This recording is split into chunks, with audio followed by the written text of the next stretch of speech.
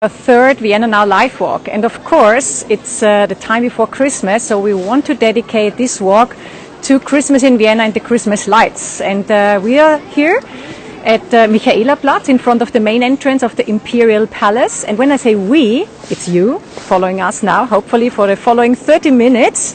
And it is Jonas, you're in his hands as usual. There's Sandra today with us, and she's also with us. We do not keep, let's say, social distancing, but we keep physical distancing. But we try to bring you some Christmas lights to your home before you can come in person next time to Vienna to see Christmassy, let's say, Vienna next time.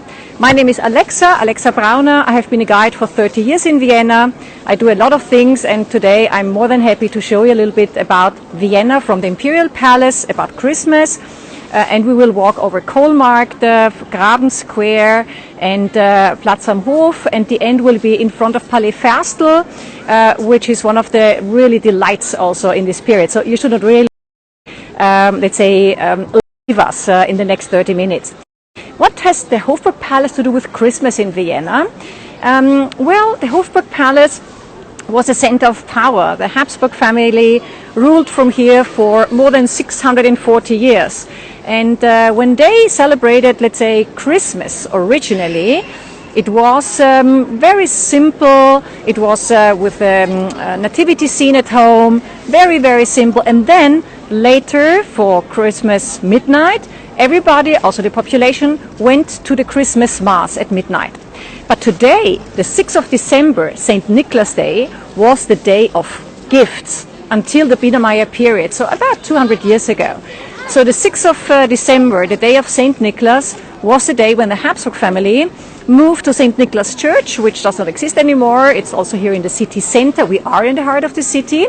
But it was the day before the 6th, the 5th of December, when the family, Habsburg, brought all the gifts for their children, also to their home. And who brought the gift? It was St. Nicholas. And St. Nicholas has even to do something with the time of what you can see in the center of this square, the time of the Roman period. So the time before the Habsburg, long time ago. So we talk about the beginning of the 4th century, when St. Nicholas, he was active in Myra, which was part of the Roman Empire. And St. Nicholas, however, well, this part of the Roman Empire where he was from, near Antalya today in Turkey.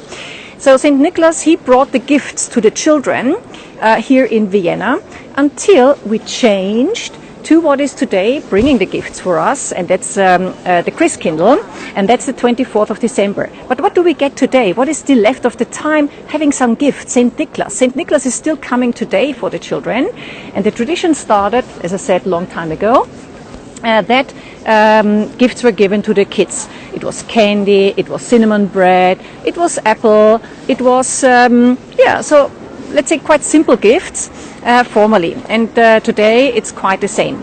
And the churches, like we can see here, they started, let's say, for the Christmas period to be very important a long time ago. That's the Catholic tradition about here, that the nativity scenes were shown in the church. Outside the churches were what we would call today the Christmas markets, where nativity sceneries were sold, where nativity figurines were sold, and also little wax figures of little Christ. So this was, let's say, original Christmas market in front of churches.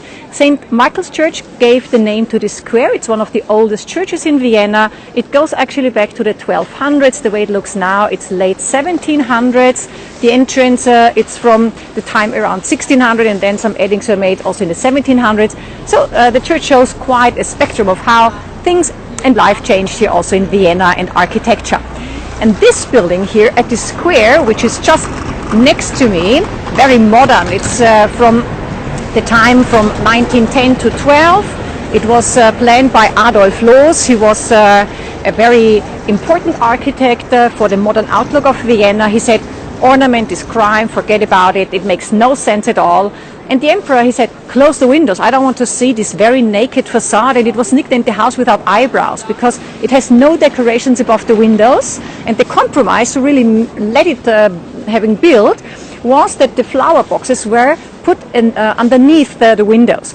For whom was this building erected? Originally for a company that made outfits, that were tailors for men, very high class. So it was waterproof products, it was for golfing, for hunting, etc. It was the company of Salomon and Salach. And this company, it was a Jewish company. And actually, Christmas has something to do also with the Jewish family formerly here in Vienna. It was the family of Fanny Arnstein. Fanny Arnstein, she lived in Berlin, but family moved here to Vienna. It was a banking family, very important family. And when they moved to Vienna, they wanted to bring their tradition, how they celebrated Christmas, so that today, 24th of December, here in the evening, and she brought the Christmas tree and had it in her house. And she was a little bit strange for the police of the Metternich time in those days, so the regime that controlled everybody, because everybody was afraid of a revolution here, like it was in France many years beforehand. So they had some writings about comments about what Fanny is doing at home. This strange kind of tree and lights, so this was very suspect for the Metternich police in those days. Don't forget that just 2 years later, the Habsburg had the first Christmas tree within their family, which was a new, let's say, something really new. And it was not only, let's say, seen as something very positive, because it was such a new tradition, and it did not come from the original Catholic tradition, like the Habsburg were, I would say, quite a symbol for Catholic rulers for 640 years. But they adopted it. And how did it come? There was a Habsburg. Karl was his name, Karl of Habsburg. He married a woman from Germany, Henriette of Nassau-Weilburg, and she was Protestant. And she also wanted to have a Christmas tree, like she was used at home in Germany, to have it also here in Vienna. So, as good husbands do, happy wife, happy life, he decided, okay, let's have a Christmas tree at home. And they had a Christmas tree at home. And in this evening of Christmas, 1816, also the Emperor, Franz I was present. And he said, what did he like? Such a beautiful tree, and the children, they get all the gifts. I want to have this at home as well. And that's how Christmas trees also were brought first time to the Imperial Palace here in Vienna for the 24th of December. So come with me and have a look also to the beautiful Christmas lights here at Kohlmarkt. Kohlmarkt Street is a very elegant street. Actually, it's the elegant street here in Vienna, where you get still today not only outfits for gentlemen, but you get jewelry, you get everything here, what is really high-end. And there are even some of the former court purveyors, like a jewelry maker, like also, and what is very important, not only before Christmas, everything of chocolate and cookies. So come with me, and we're going over to Demel. Demel was the court purveyor for everything which is candy and cakes for the imperial family. And they still can carry, like former court purveyors also here in Vienna, and there are more than 25, like the former shoemaker Scher and many others. They still can carry this title. It's, let's say, very prestigious, even though we don't have an empire anymore since 1918. And have a look with me, what a wonderful decoration you can see here in the window, not only before Christmas. Now you can see a white horse and with the Demel logo underneath. And that's a reference to what you can also see in the Imperial Palace. And that's the Spanish riding school with the famous white horses, the Lipizzaner horses. And here you can see everything in candy, like these wonderful figures made of sugar that are a delight to be seen here also. And look at the decoration of the dress of this candy lady. It's with chestnuts. We love to do a lot of things with chestnuts at the moment. Cakes and cream and hearts. And here we can see Emperor Franz Joseph in sugar. And Emperor Franz Joseph, he was one before the last emperor, so he also lived in the Imperial Palace. He ruled for 68 years, the longest period ever Habsburg had ruled. He was married to Elizabeth, his wife from Bavaria, Sisi, more, let's say, well known. And Sisi, they made some specialities here at Demel, and it was the candy violets. She was actually always on diet, but the candy violets were something really a must-have for her. So if you come to Vienna, don't miss the candy that Empress Elizabeth loved. And my tip is, it's the best creamy hot chocolate of Vienna that you can get at Demel. So there's no better one than here. Really very good. And then, what would be the time before Christmas or Christmas Eve without music? Vienna is a city of music, so of course we do have also music also in the time now. And one of the most famous songs before, not before, but at Christmas, is of course the song of Silent Night, Still Night, Stille Nacht, Heilige Nacht, which was not composed here in Vienna, but we sing it here in Vienna as well. It was composed in 1818, and it was in the area of Salzburg. But other composers came when it was already composed, this very famous song, here to Vienna, a stopover, like we can see over there is also a sign for Frédéric Chopin. I think all of us love his music, especially all his piano, let's say, music. And we can see there is this sign which says that he was here in the time 1830-31 when he traveled finally from Poland to Paris, but he had a stopover for some month here in Vienna. Not actually in this building, because this is much younger. It's a beautiful Art Nouveau building from the early 1900s, but it was the location where he stayed. So it has something to do also with music. Like I could mention also, let's say, what regards St. Michael's Square, where we started. It's also a place connected with music, because there was formerly an opera house, part of the Imperial Palace, where of course music was played. Beethoven played there, and this year is still Beethoven's year. He would have been 250 years now. Well, if he could have lived as long, we are so happy that we still have his music. And also Joseph Haydn has something to do with the square where we started, and oratories are important of Joseph Haydn, and of course oratories are not missed in, let's say, the time before Christmas as well in churches. Well, we're walking along Kohlmarkt. Kohlmarkt was not always such an elegant street. It has become an elegant street because the Imperial Palace moved to where it is nowadays and decided that what was formerly here at coal market, selling coals, and you can imagine it was not such a elegant atmosphere when coals are sold in a street, so it changed, but the name is kept, and that's why it is still called the coal market. In German dialect, Kohle, we would define like money, so still it has some connection. You can spend some Kohle here, some money, and especially at a very high-end price also around here. We do have a lot of international brands here, but as you could see, we do have also some traditional shops here, former court purveyors also in that street, and more than that also in other parts in the city center. Well, we could, let's say, learn in the at the Hofburg that St. Nicholas was formerly giving the presents for children, that the 24th of December was originally in this Catholic, let's say, city, was mainly going to church in the evening, but before, let's say, Christmas has become more like a more silent family feast in the period of Biedermeier, so around 1816 in those days.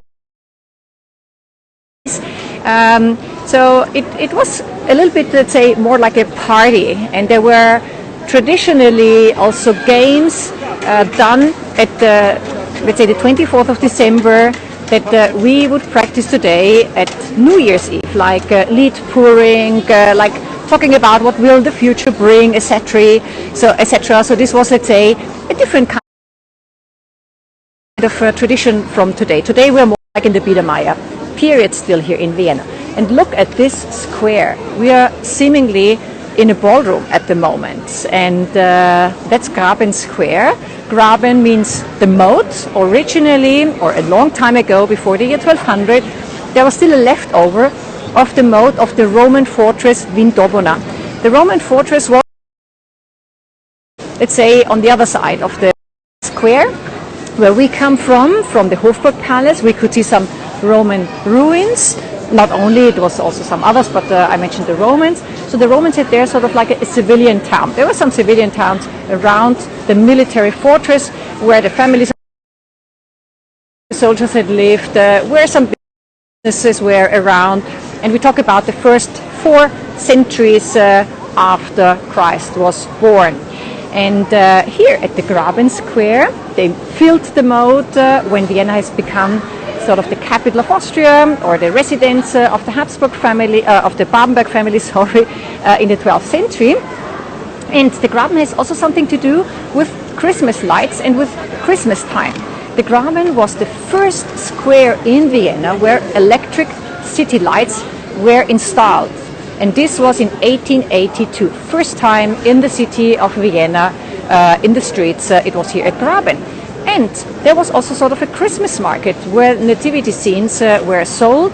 And this was already before, this was in the 1600s and also in the 1700s, more or less in the time when Maria Theresia and Maria Theresia was, let's say, ruling here in Austria.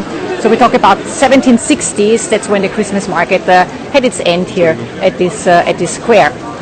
So it has some connection with the Christmas lights, and this way how it looks like a room. We have it just for a couple of years, but isn't it a delight? It's, I would say, the most romantic place in the city center for Christmas decoration. And it starts always in the Advent period, so the period that we are looking forward to Christmas Eve, the 4 weeks before Christmas.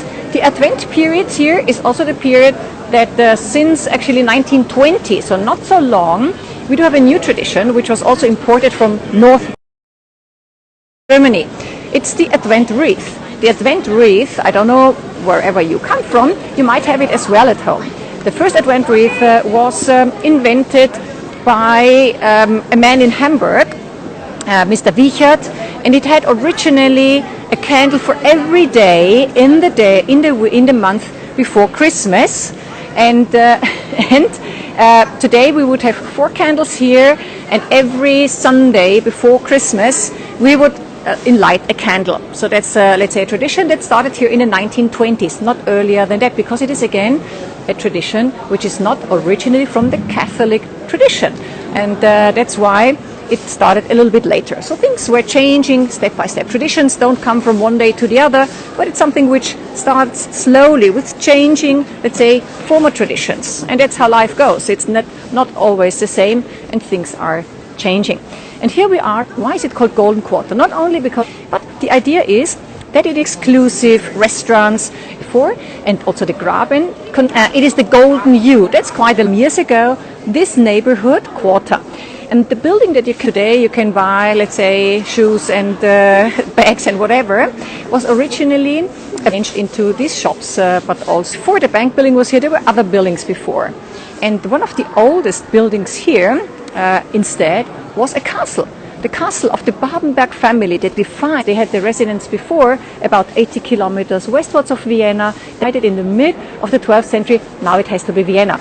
And thanks to that, we can show you, let's say, so much delight here in the city today. Because if they had not decided to come to Vienna, who knows what Vienna would look like now. There's another place which has some connection with Black Camel. The Black Camel was caterer of the imperial family. They started a long time ago as a grocery store with very high-end products, and it is today a mix of bar, restaurant. Still today you can buy delicacies, and a famous person who shopped here, you can see him here in blue, quite a new, you can see in the book here on the left hand side 2 photos of some handwritings of some orders. So Beethoven, he loved also to order something here ago. And the interior now of the shop and the building itself, it's from 1901, so it's a beautiful example of Art Nouveau as well. And the frieze inside above, let's say, the bottles, it's a frieze, but the frieze shows ships. I think you can see that, yes. So the ships refer that is very special products were brought by ship also for Europe. And that's how, let's say, exotic products could also be sold here already and were, of course, also available for the imperial family. And I don't know what your tradition is. What do you eat for Christmas, if you celebrate Christmas, whenever it is? Because if you're Orthodox, you will celebrate the 6th. If you are Catholic or let's say Protestant, it might be the 24th of December in the evening, maybe the 25th in the morning. So we all have different kind of traditions, and maybe the 6th of December is the most important day for you. Who knows? And it's wonderful to have so many options of festivities. But what would we eat traditionally here for Christmas? One of the traditions would be like fish, of course. Fish as also. And then we have regionally in Austria also some other traditions. For example, in Upper Austria, people have sausages in the evening. So what would be your special Christmas dinner? Or we want to know, please write us what is your favorite. Or maybe you have also spent some time already for the Christmas days here in Vienna. We are also curious to hear about what your experience is. If you come before Christmas, then this is the place where you can do some special shopping, of course. As we mentioned, get some chocolate at Demel, other specialities also around here in the city center. Here we can see a wonderful example of Art Nouveau, so the very curvy style of the modern period, from the turn from the 19th to the 20th century.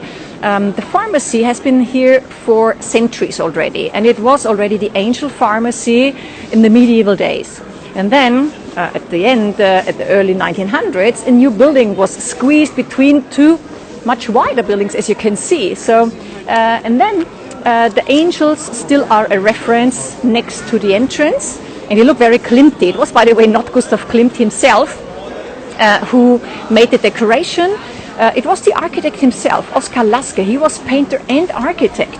And I really like this pharmacy, the Angel Pharmacy, as a wonderful example of Art Nouveau, so close to the Golden Quarter.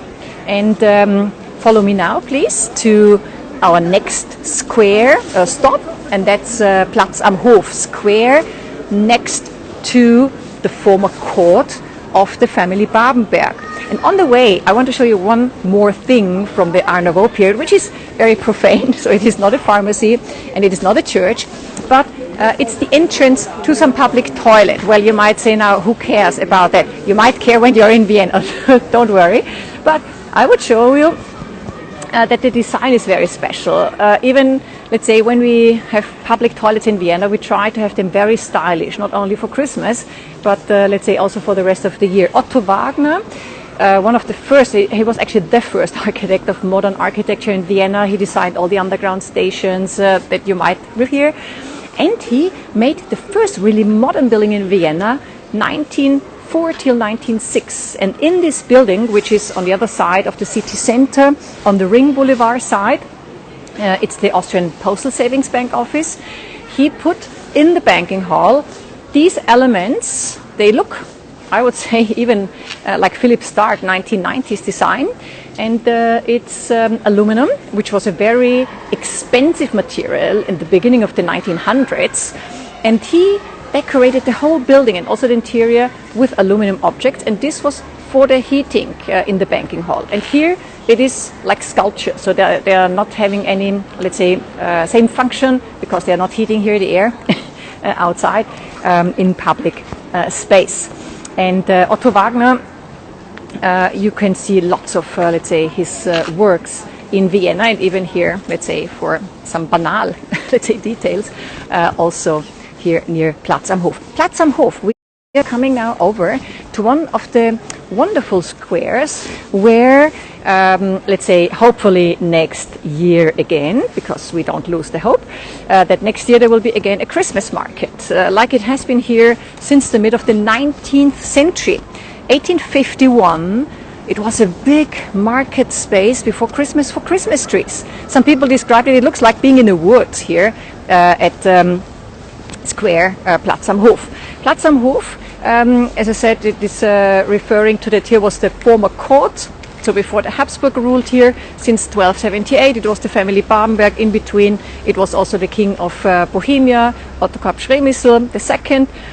But the family Babenberg was originally here, where you can see now the entrance to a hotel, the former entrance, however, of a building which was a bank building from the early 1900s that was built around here.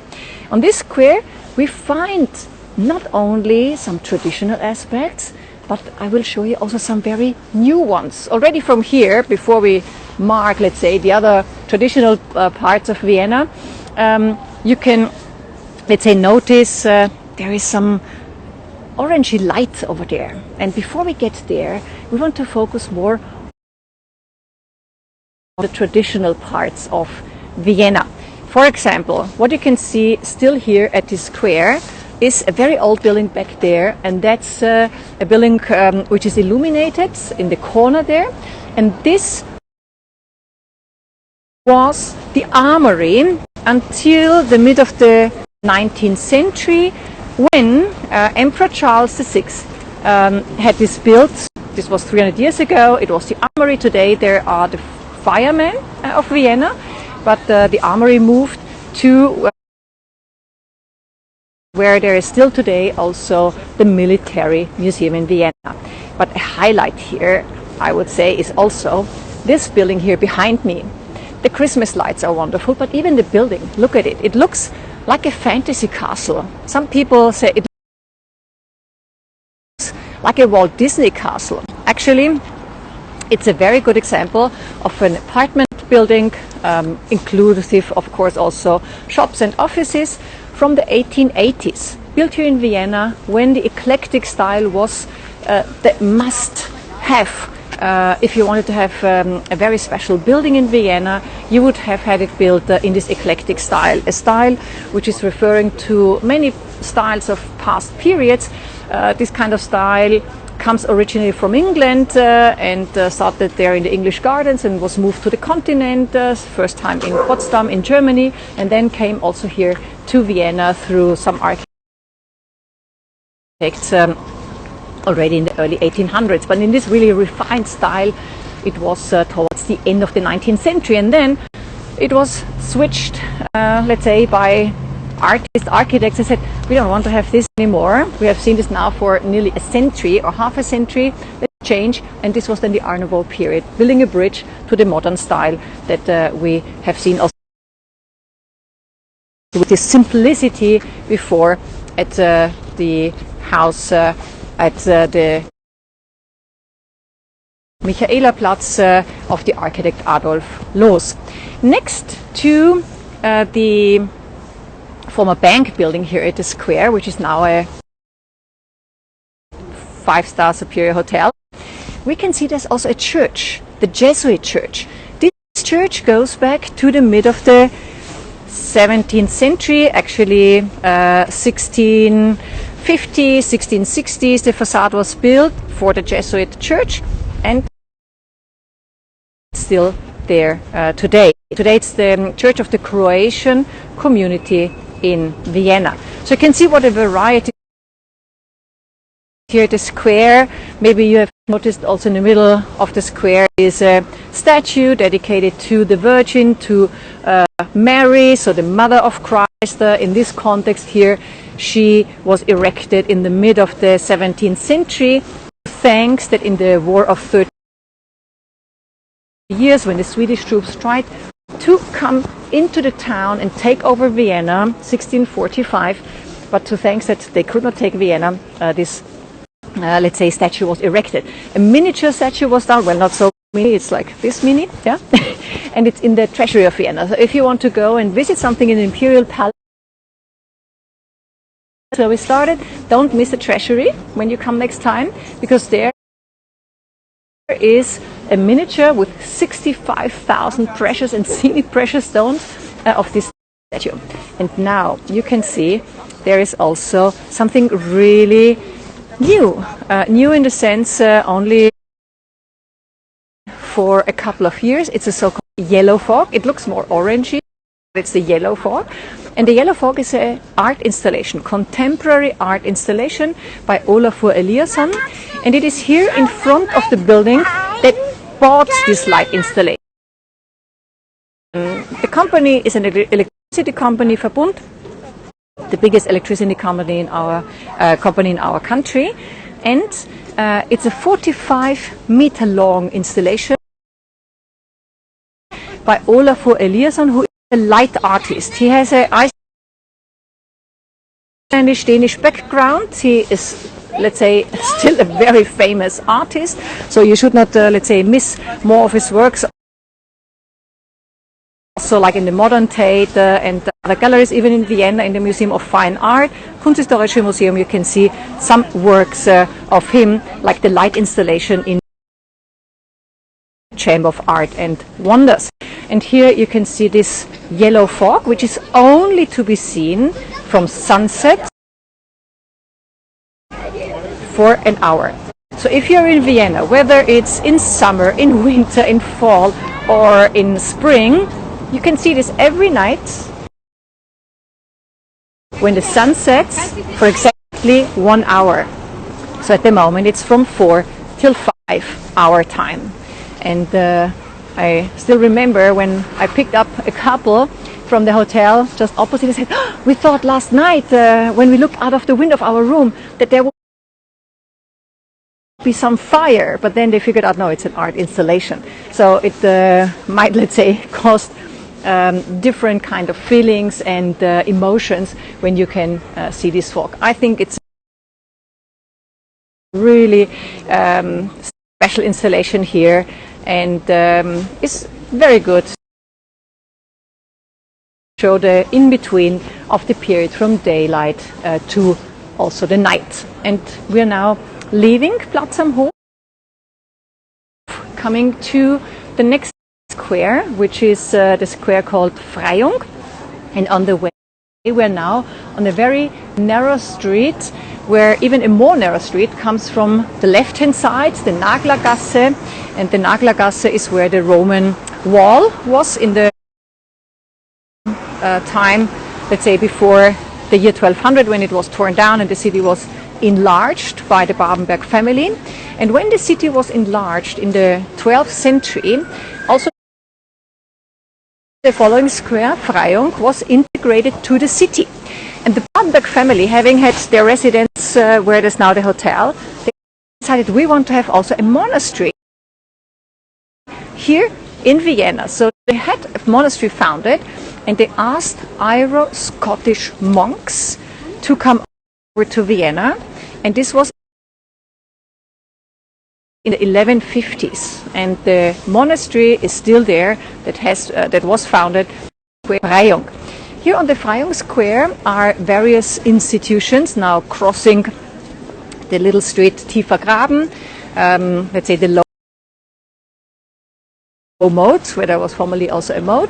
And the first building that we can see once we have crossed the street is a former bank building again, and this bank had also an art collection. Nowadays you can see this art collection in Salzburg, but what you can see here, so in Salzburg in the Museum of Modern Art, on the Monument Wien, you can see chain of art from up to nowadays. So from early modern art to contemporary art, you can see everything here. And at the moment, still until February, come over, or you live in Vienna, and you can see some of the work of Gerhard Richter.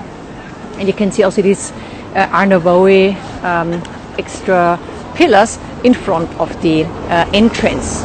We are now getting closer to the center of Freyung Square. And in the center of Freyung Square, I want to show you a fountain which has some reference generally to the old empire of the Habsburg. And the old empire, let's say until 1806, was the so-called Holy Roman Empire of German nation, where the Habsburg were for a long time the emperors elected. Very big empire. And it was an empire that had also, let's say, its north side at the North Sea, the East Sea, and in the very south even to the Adriatic. So it was really very big. And also Poland partly belonged, so part of Poland belonged to it. And this Austria fountain, you can see on top, it's Austria. She's armed, she has a crown, and she's surrounded by standing figures, and standing figures that represent most important rivers of this very big empire formerly. And it's the Weichsel River. I don't know now anymore what it's called in English. I just checked today. Maybe somebody can help me. It's the Po River, so that's in Italy.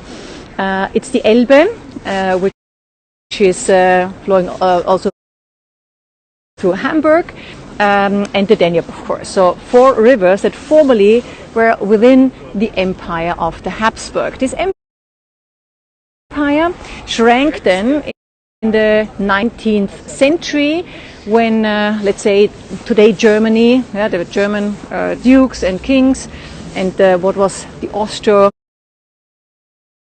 let's say, Hungarian Empire, it was split. And in this new Austro-Hungarian Empire, there were, of course, new institutions needed. And for example, there was also some new building erected for the Austro-Hungarian National Bank. We will soon get over there. Before that, we can even show you something which goes back to the 12th century. First of all, you can see by looking over there, you can see towards the church of the Scottish monastery. The gentleman in the niche over there, the figure, that's Henry, oh yes my God, that's how he was nicknamed after he had died. He is the one who made Vienna the residence in Austria, and he's also buried there. And if you come with me now to a part of this square, you can see that there is some like a dark spot in the middle. If you look closer, you can see that those are the original cobblestones from the year 1200 here at this square. So the Pflaster, the cobblestones of the Freiung from the year 1200. So we are all happy, all women today were happy that we can wear also, let's say, different shoes than you had to wear, of course, in those days to walk over those cobblestones.